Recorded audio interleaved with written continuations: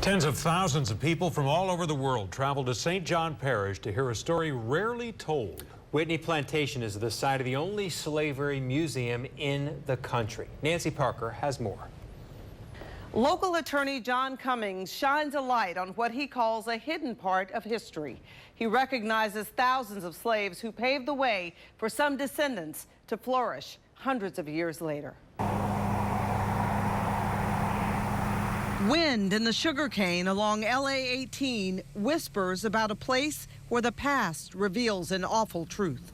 The injustice is what motivated me to move. I had to do it. You're wrong. I could not do it. This is Whitney Plantation. John Cummings takes a golf cart to survey his grounds. A good friend of mine, Judge Klebeck, called me and told me that I should look at it, and I did. And I bought it. Whitney was just another real estate holding for Cummings 16 years ago.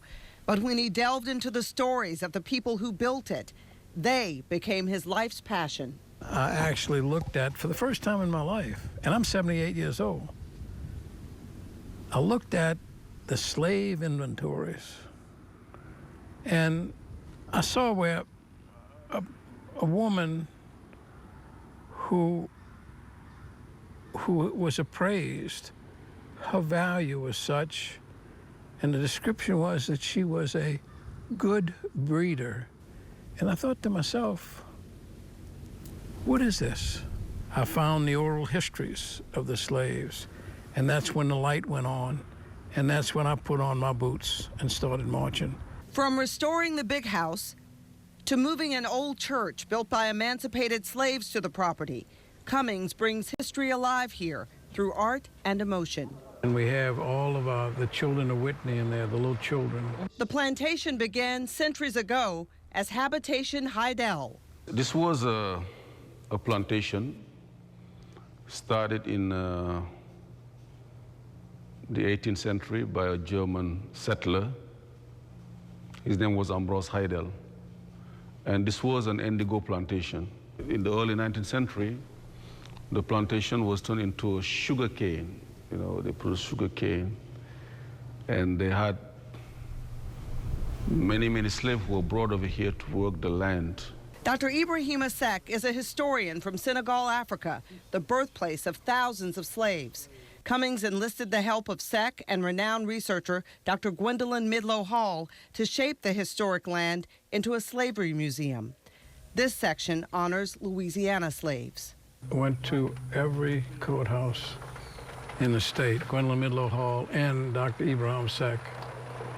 And we are now going to bring it up to 1865. So we will eventually have 400,000 names here. An effort to return dignity to people viewed as property for centuries. This is the Field of Angels. We lost one child a year here at our plantation. And look at these beautiful children. Sometimes you come across some documents, you read them, and some of them are really heartbreaking. You see how families were broken, people being sold like cattle. Researchers were able to identify about 400 slaves who worked the fields and lands at Habitation Heidel from the 1700s to the 1860s. This is the Wall of Honor. Their names etched on this wall, ancestors who paved the way for so many families. In New Orleans, this is a photograph that was taken from the gallery of the big house. That's the view looking at the property. Sybil Heidel Morial can trace her family's early roots back to Heidel Plantation from a slave named Anna. We know that she came into Virginia, but she is a mulatto herself. I mean, you know, as soon as these slaves came here, they were impregnated by these white settlers here. We know exactly that in 1835, she gave birth to a baby who was a mulatto, which means the father was white. The father, we know who he was. His name was Antoine. He lived on this plantation.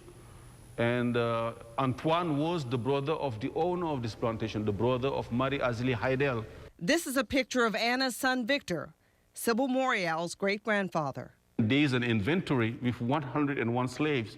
The last two people listed are Victor and his mother, Anna. It was kind of an eerie feeling at first. You know, it felt foreign.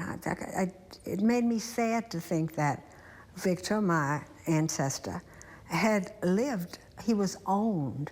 He had a dollar value on himself. He was valued at $800.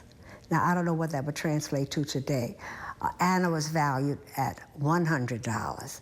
So for a while, it was very unsettling for me to think that they had to live like that, that they were chattel. They were owned by, they had to do the will of the master.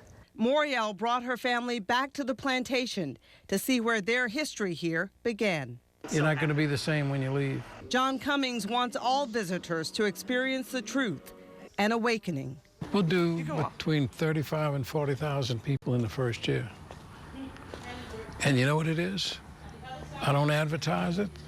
The people leave here and go and they talk about it, and other people come. So many stories, so many lives, validated in a museum that chronicles pain. The beauty of this place was built on the blood, sweat, and tears of hundreds of Africans and their descendants. And that's why we have decided here on this particular place, the Whitney Plantation, which we consider as a sacred ground. All of those terrible, terrible stories, and you can't sleep when you think about that, you know? That's what has motivated me here. Nancy Parker, Fox 8 News. The Slavery Museum, the other states in the state have contacted Cummings on how to start museums of their own.